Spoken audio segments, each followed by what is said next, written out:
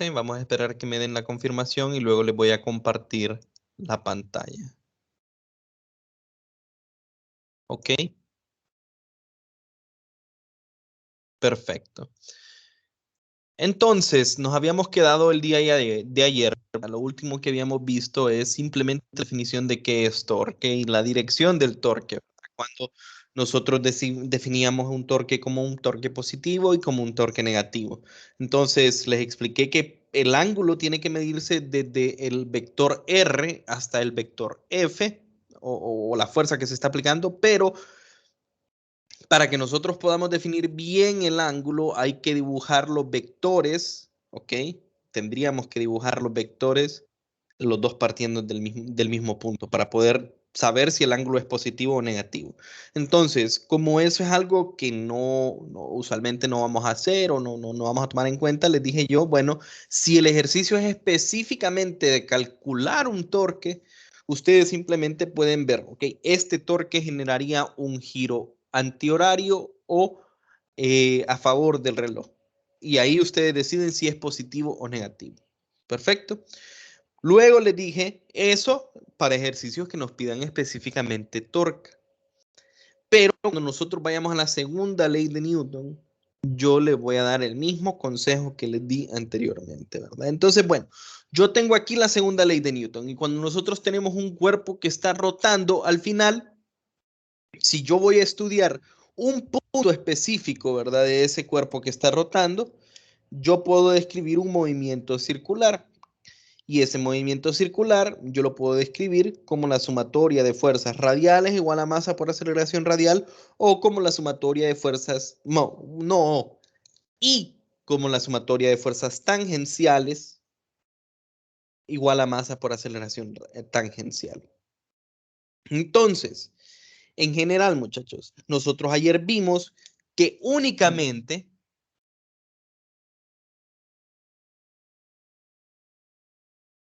son las fuerzas tangenciales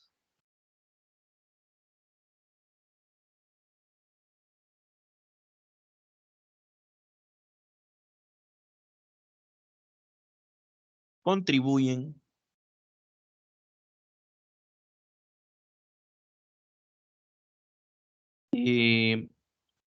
o generan un torque. Entonces, nosotros vamos a trabajar ahorita exclusivamente con las fuerzas tangenciales. ¿Ok? Entonces, fíjense bien, yo tengo la segunda ley de Newton en la dirección tangencial y yo tengo la expresión que tengo ahí arriba, ¿verdad? Yo descompongo, ¿ok? Sobre el punto de estudio, descompongo lo que es las fuerzas entre dirección tangencial y dirección radial y tangencial me queda como esto. ¿Correcto? Ok.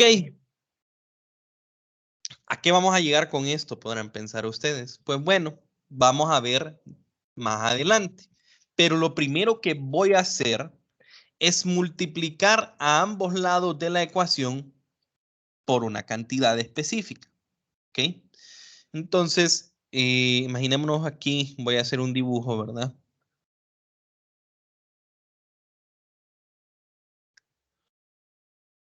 Ustedes tienen una palanca, ¿ok? Y nosotros queremos estudiar específicamente un punto de la palanca, ¿verdad? Ese punto de ahí, digamos. Sobre ese punto puede haber una, bueno, no específicamente sobre ese punto, pero en general están actuando una o varias fuerzas, ¿verdad? Y pueden ser tangenciales o pueden ser no tangenciales, ¿verdad? Estoy dibujando varias fuerzas. Pero nosotros queremos ver cómo es efecto en ese punto, ¿verdad? Y entonces, ese punto nosotros podemos ver que está a una distancia, a una distancia, este es mi eje de giro, ¿verdad? Digamos que gira en esta dirección, y ese punto se encuentra a una distancia que le voy a llamar R. Y ese va a ser el número que voy a multiplicar a ambos lados de la ecuación. Si yo multiplico a ambos lados de la ecuación por el mismo número, es como que no esté haciendo nada, ¿verdad? Es lo mismo, en otras palabras, o en matemática, a veces esto se llama multiplicar un 1, porque vengo yo y multiplico por R sobre R. ¿Cuánto es esto? Esto es 1. Pero esto está dividiendo, lo paso al otro lado multiplicando. Entonces, por eso se le suele llamar multiplicar un 1, ¿verdad? Entonces voy a multiplicar yo ambos lados de la ecuación, ¿ok? Ambos lados de la ecuación por esto. Entonces yo tendría R por la sumatoria de fuerzas tangenciales es igual a R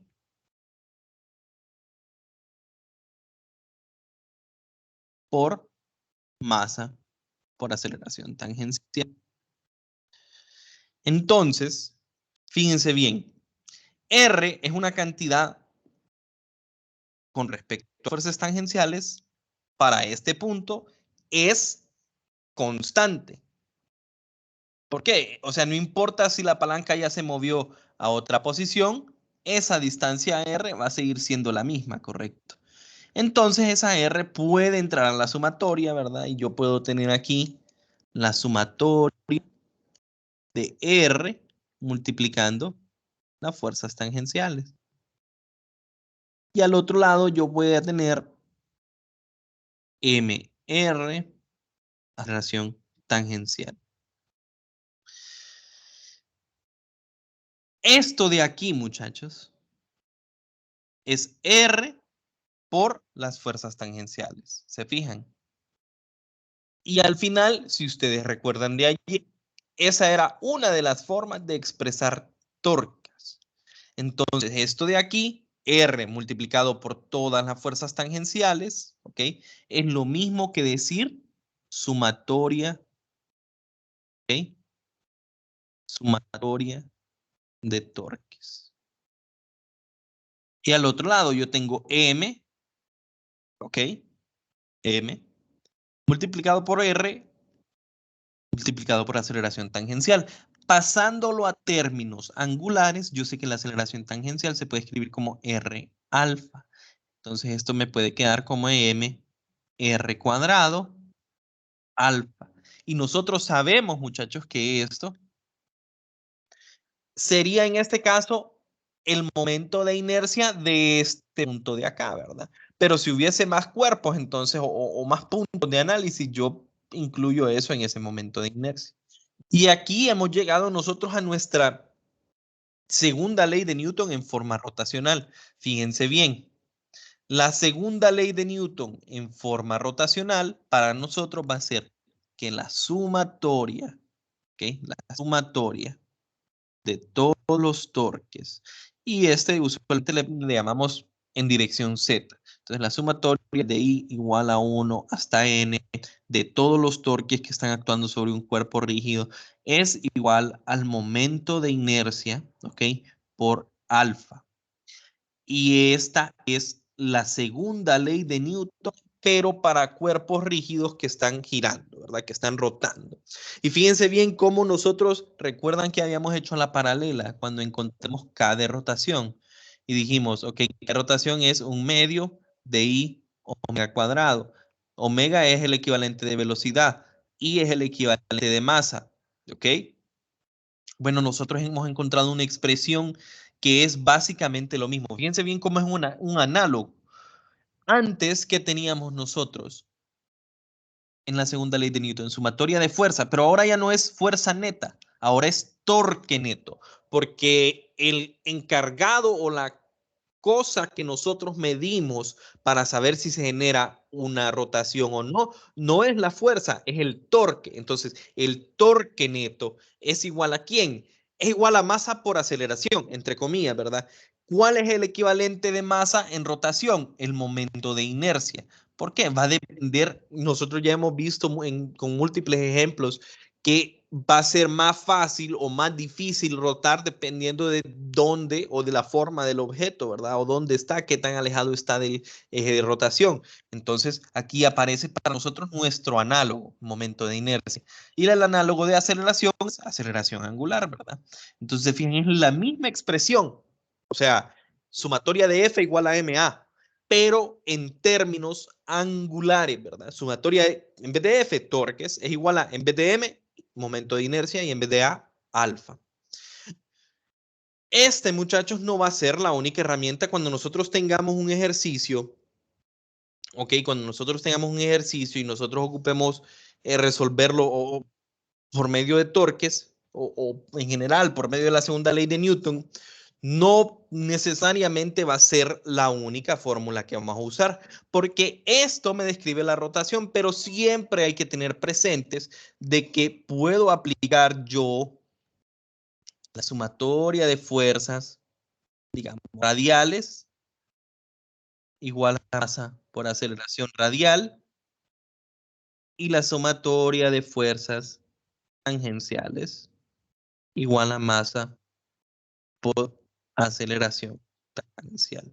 Entonces, cuando yo tengo un problema de torque, y dependiendo de los datos que me den o de lo que a mí me soliciten, yo puedo resolver ese problema utilizando la segunda ley de Newton en la forma rotacional en conjunto con la sumatoria, o bueno, con la segunda ley de Newton en forma lineal, ¿verdad?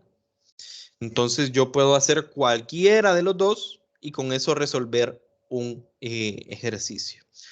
Ahora bien, aquí en la sumatoria de fuerzas nosotros tenemos que tomar una convención, ¿verdad? De cuáles van a ser positivos y cuáles van a ser negativos. Entonces yo les recuerdo que como consejo, pero es, sí, como consejo, ¿verdad? No es necesario tomar los torques positivos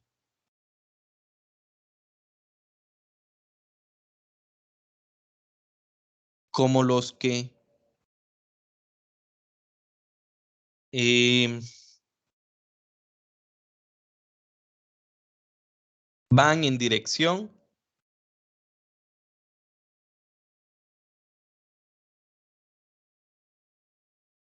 de alfa, ¿ok?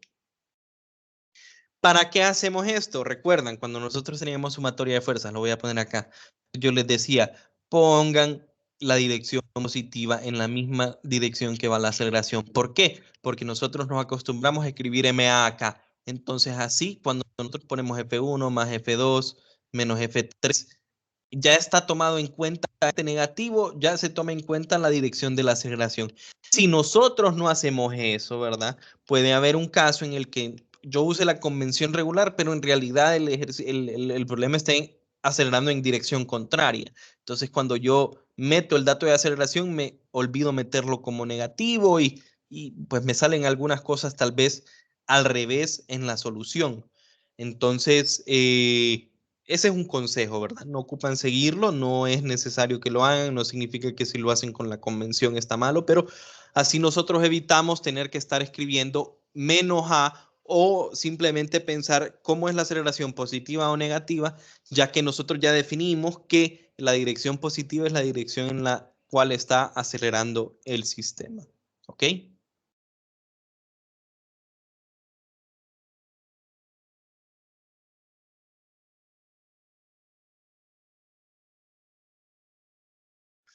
Bueno, y eso, muchachos, es la segunda ley de Newton en forma rotacional. No hay más que ello. ¿Qué es lo que ocupamos nosotros en este tipo de ejercicios? Identificar cuáles son todas las fuerzas para identificar cuáles de esas fuerzas están generando torque y cuáles no, si los torques son positivos o si son negativos y luego, una vez que yo ya tengo todos los torques, introducirlos en la sumatoria y encontrar cuánto es la aceleración.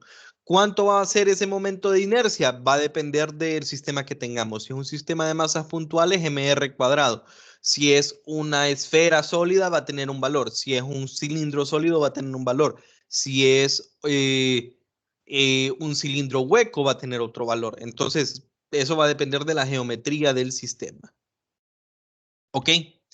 Entonces, el capítulo pasado nosotros vimos la energía de rotación, pero únicamente vimos el caso, muchachos, en el cual un cuerpo está rotando sobre su propio eje y no se traslada. Y ahorita llegamos a la pregunta, ¿qué sucede ¿Ok? ¿Qué sucede si hay traslación y rotación? O sea, ¿qué pasa si hay los dos tipos de movimiento?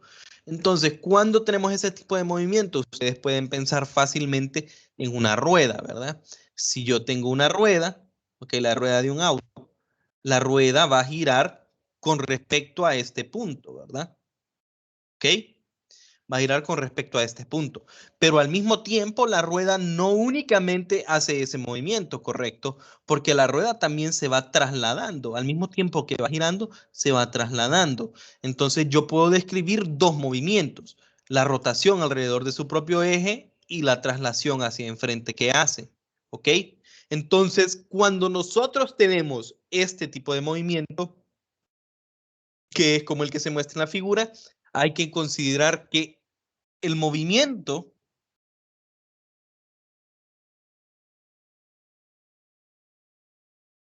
se puede describir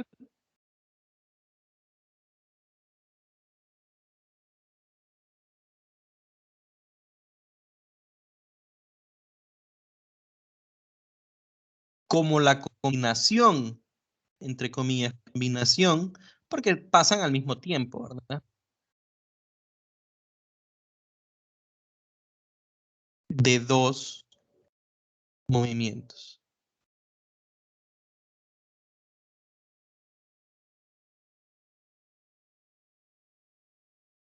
El primero es rotación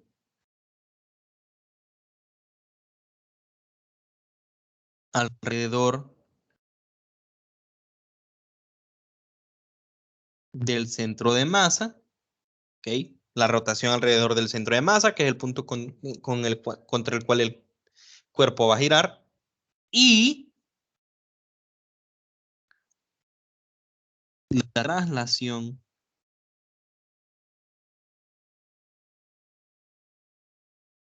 del centro de masa del sistema. ¿Ok? Entonces aquí nosotros podemos ver un ejemplo claro, ¿verdad? Cuando se lanza, por ejemplo, esta barra que tiene dos masas, ¿ok? Fíjense bien, tiene la masa roja al lado derecho al inicio y la masa naranja al lado izquierdo. Entonces se lanza la barra y resulta que la barra conforme va haciendo o se va trasladando a lo largo de esta línea puntada, ustedes pueden ver que, ok, empezó horizontal, pero aquí empieza a ganar un ángulo, ¿verdad? Aquí otro ángulo y da una media vuelta en todo el viaje. Voy a terminar de pintar esto de acá. Da una media vuelta en todo el viaje, si ustedes pueden ver. Y cuando termina, o cuando llega al otro lado, yo puedo ver que la pelotita naranja ahora está al lado derecho y la pelotita roja ahora está al lado izquierdo. O sea, dio media vuelta, correcto. Entonces, el objeto no solo se trasladó, porque si se hubiese trasladado, entonces lo que hubiese pasado es que nosotros, si solo se hubiese trasladado, ¿verdad? Y nosotros tendríamos esto, ¿verdad? Bueno, que es la figura que está ahí abajo, básicamente. Si solo hubiese traslación en este movimiento, aquí tengo la barra y se mueve así, ¿ok?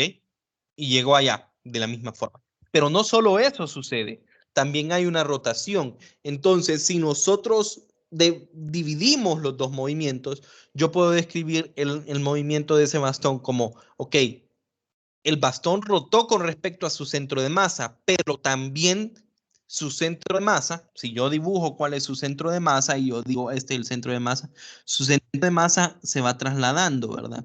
Entonces yo puedo describir el movimiento, ¿ok? Yo puedo describir el movimiento de este bastón como la suma de estos dos movimientos, ¿verdad? O sea, tiene dos tipos de movimiento, rotación alrededor del centro de masa y traslación del centro de masa. Entonces, yo puedo describirlo como la combinación o suma de estos dos movimientos. Entonces, para combinarlo, ¿qué es lo que hago yo? Si yo quiero saber cuánto es la energía total de ese bastón, yo voy a decir que la energía total de ese bastón va a ser, ok, hay una energía que se da por la traslación, ¿ok? Hay una energía cinética porque el centro de masa se está moviendo. Entonces nosotros sabemos que como el centro de masa se está moviendo, yo puedo definir una velocidad que se llama velocidad de centro de masa. ¿Ok? Y con eso puedo definir una energía cinética de traslación del centro de masa. Pero al mismo tiempo, yo también sé que no solo es ese el movimiento que está haciendo, sino que también está girando con una velocidad angular omega.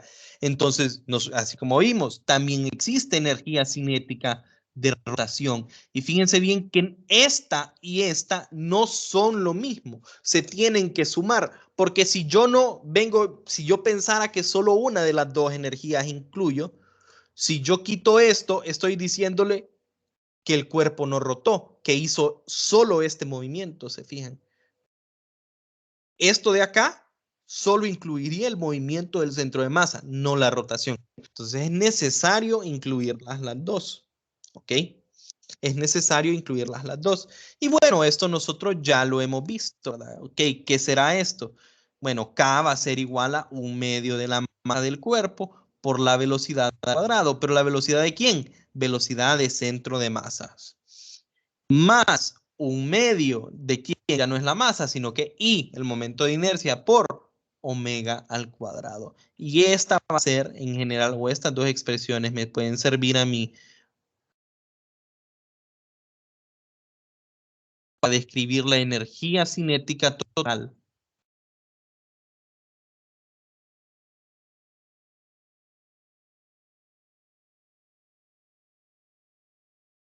de un cuerpo que rota y se desplaza, ¿verdad?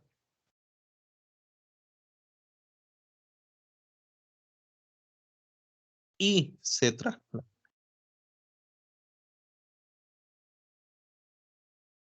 ¿Qué pasa si tenemos el ejemplo anterior o donde tenía yo, por ejemplo, un trompo, está girando con respecto a su propio eje, pero no se está moviendo ni a la izquierda ni a la derecha? La velocidad del centro de masa es cero, entonces yo simplemente recupero la energía cinética de rotación. ¿Qué pasa cuando yo tengo un objeto que no está rotando? Por ejemplo, una caja que vaya bajando a lo largo de un plano inclinado. Bueno, entonces si no va rotando, no tiene omega. Yo recupero básicamente lo que tenía anteriormente, ¿verdad?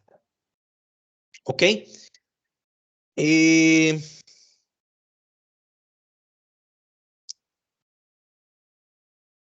resulta, estas dos, a primera instancia, ¿verdad? No están necesariamente relacionadas, ¿verdad? La velocidad del centro de masa y el omega no necesariamente están relacionadas, pero en la mayoría de los casos, ¿ok? Nosotros vamos a poder utilizar la relación B de centro de masa es igual a R omega para interrelacionarlas, ¿ok? Por ejemplo, en el caso de este bastón, yo puedo relacionarlo perfectamente. En los casos de llantas, como la tengo aquí, no necesariamente es correcto decir que esto es así. Nosotros ocupamos una condición y esa condición se dice que el cuerpo rueda sin resbalarse. ¿Ok? Rueda sin resbalarse. Si me dicen a mí, yo voy a poder utilizar esto de acá. Pero bueno, ¿a qué me refiero por rueda sin resbalarse? Entonces, fíjense bien, cuando nosotros hablamos de rodar sin resbalar, estamos diciendo que están perfectamente en sincronía el movimiento de traslación con el movimiento de rotación, de traslación con el de rotación. Entonces, por eso yo les dibujo aquí una rueda que está girando y les pongo un punto, ¿verdad? Simplemente para darles referencia, al inicio este punto estaba ahí arriba y al final de una media vuelta ese punto está ahí abajo, ¿ok? Entonces, ¿qué sucede, muchachos, cuando un cuerpo rueda sin resbalar? Fíjense bien, yo sé que va girando. ¿Y cuánto fue el arco angular que se trasladó? Inicialmente estaba acá, ¿verdad? Entonces, la distancia o el arco angular que se trasladó fue esto de acá, ¿ok? ¿Se fijan? Ese arco angular fue o esto fue el desplazamiento angular, ese arco de círculo. Si el cuerpo está rodando sin resbalarse, eso quiere decir que si vengo yo, este es el centro de la rueda, ¿verdad? Aquí empieza la rueda y este es el centro de la rueda, aquí termina la rueda. Si rodó sin resbalarse, y yo pregunto, ¿cuánto se trasladó el objeto? Y yo sé que se trasladó una distancia X. Si rodó sin resbalar,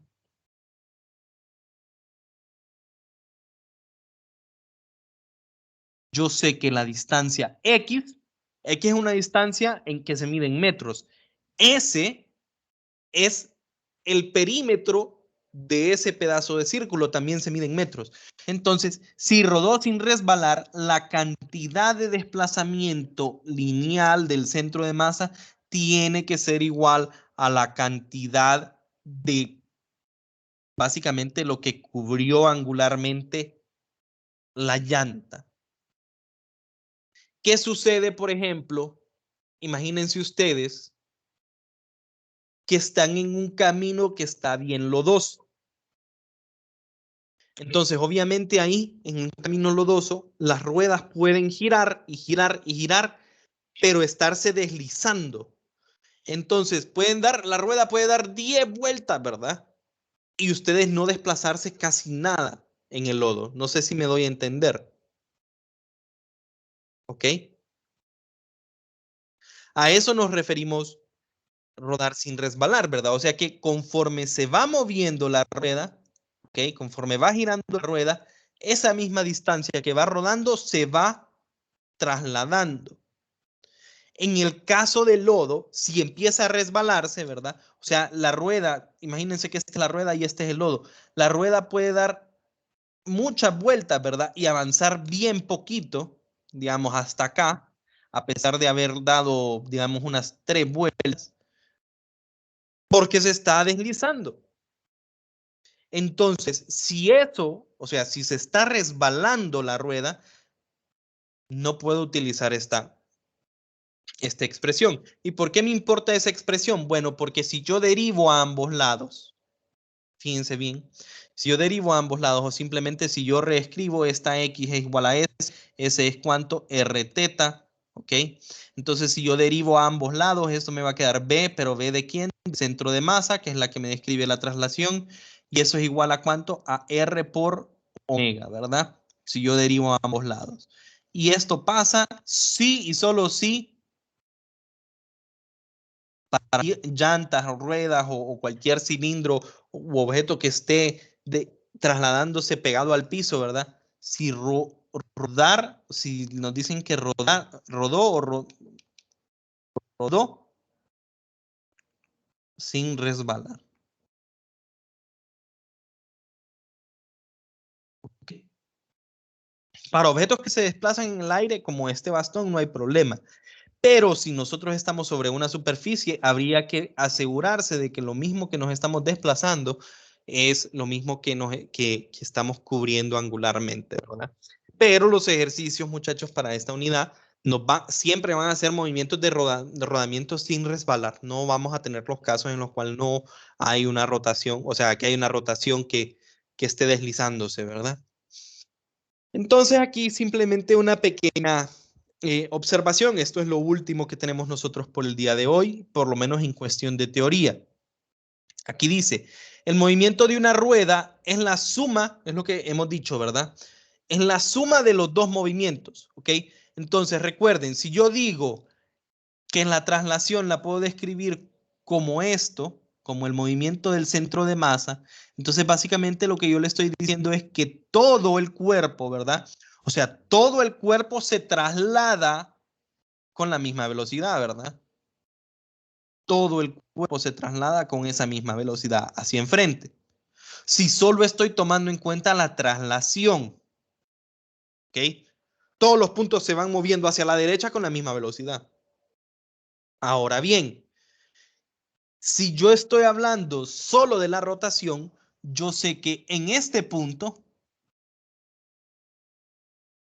la velocidad tiene que ser BM. ¿Ok?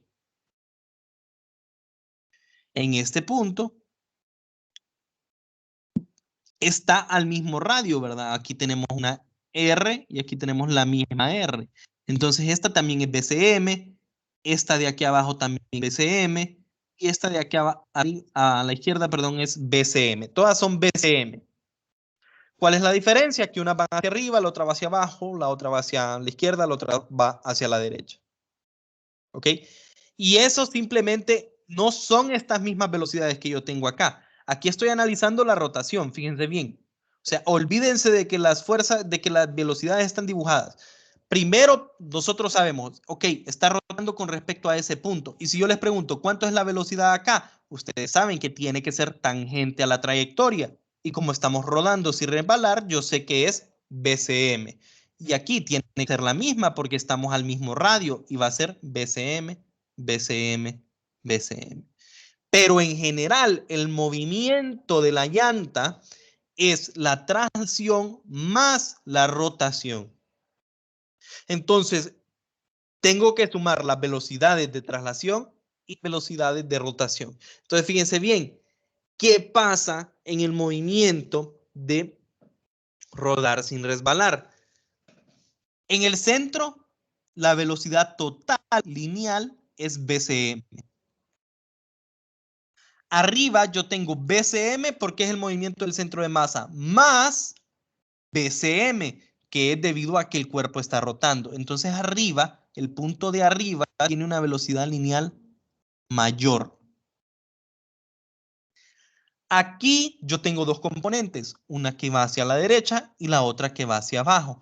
Entonces la velocidad de este punto de la llanta es hacia acá. Si yo estoy a la izquierda, tengo una componente que va hacia enfrente y otra que va hacia arriba. O sea que en realidad la velocidad en ese punto de la llanta es acá. Y en el punto de abajo, yo tengo la velocidad de traslación, pero también la velocidad de rotación, que es en dirección opuesta.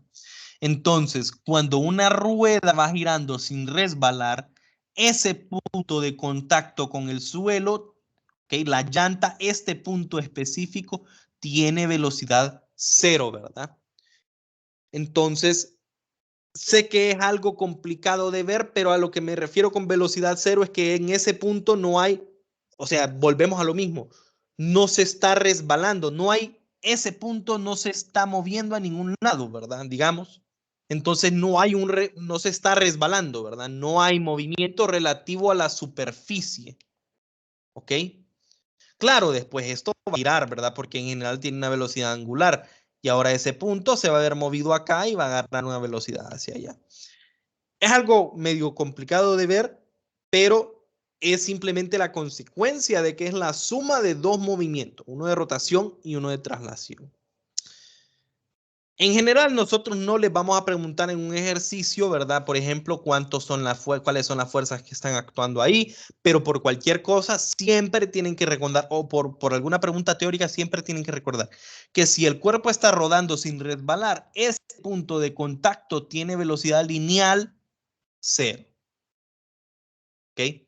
Por lo tanto, en realidad, el responsable de generar esos giros es un tipo de fricción estática, no cinética, ¿verdad? Iba a decir cinética, pero es estática porque con relación al suelo, la velocidad de ese punto, que es el que está en contacto, es cero. Entonces sería una velocidad, una fricción estática. Pero les repito, todo eso en forma de ejercicio no se los van a preguntar. Tal vez les pueden consultar esto de forma conceptual o teórica, pero dudo que nos vayamos a ir ahí. Hasta aquí, si nosotros nos vamos al libro, hay más secciones, pero hasta aquí llega lo que nosotros vamos a ver del capítulo 10. ¿Ok? Simplemente vimos qué es torque, vimos la segunda ley de Newton en forma angular o rotacional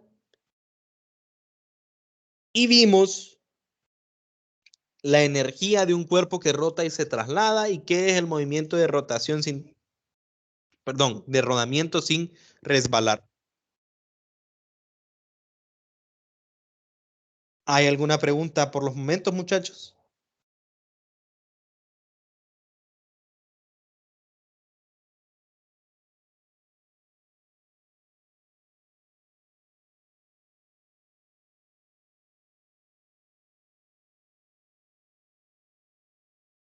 Para analizar los movimientos se tienen que hacer por separado, siempre, en este tipo de No, o sea, problemas. ustedes simplemente tienen que recordar que es una combinación de los movimientos, pero cuando nosotros tenemos rotación y traslación, lo, lo más seguro es que vayamos a resolverlo por energía. Entonces simplemente nosotros tenemos ¿qué es lo que tenemos que hacer? Aplicar energía inicial igual a energía final. Y ahí no me importa, ¿verdad? En energía yo ya aquí introduzco que hay traslación e introduzco que hay rotación. ¿Ok? Entonces no habría que analizarlos por separado. En el caso de que sea un ejercicio de fuerzas, por ejemplo, ahí sí ustedes tendrían que analizar por separado qué está sucediendo en la rotación, ¿ok? Y hacen, ¿qué es lo que hacen para analizar la rotación? Esto de acá, pero acoplarle al mismo tiempo la traslación, que la traslación se describiría básicamente con esto de acá, ¿ok? Pero es raro, la mayoría de los ejercicios que son de rotación y traslación son por energía.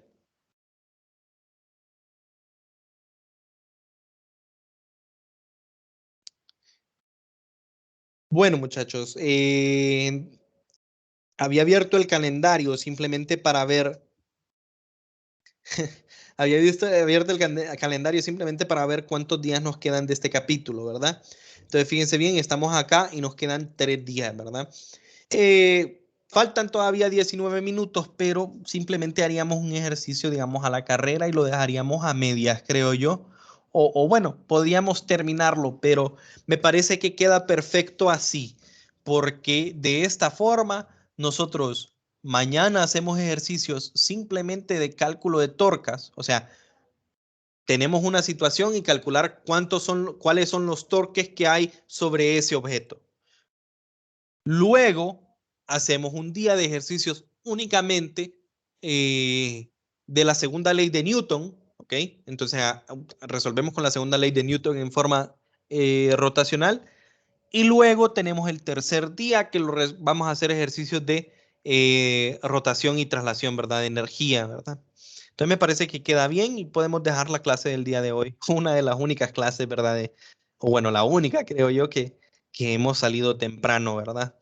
Eh, pero bueno, creo que quedó, o sea, no hay mucho más que hablar al respecto, ¿verdad? No le miro mucho provecho a hacer un ejercicio a la carrera en los 18 minutos que quedan, entonces nos vamos a quedar hasta aquí. Y continuamos el día de mañana con ejercicios, les repito, únicamente o específicamente de cálculo de torque, ¿verdad? No sé si hay alguna pregunta por los momentos, muchachos.